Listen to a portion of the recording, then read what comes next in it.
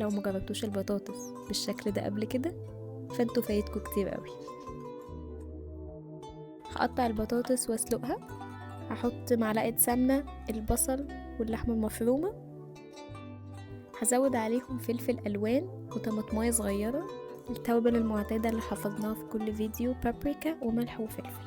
هزود عليهم معلقة كاتشب ومعلقة صويا صوص، وهحط على الوش شوية زبيب. عايزة اقولكم ان الزبيب بيبقى خطير معاها. هسلق البطاطس لحد ما تستوي خالص، وزودت عليها شوية من الصوص بتاع العصاج، واقلبها واحط عليها ملح وفلفل ومعلقتين دقيق.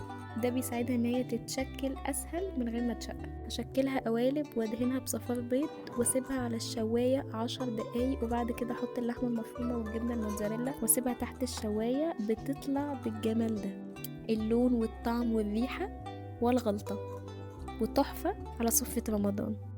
وبالهنا.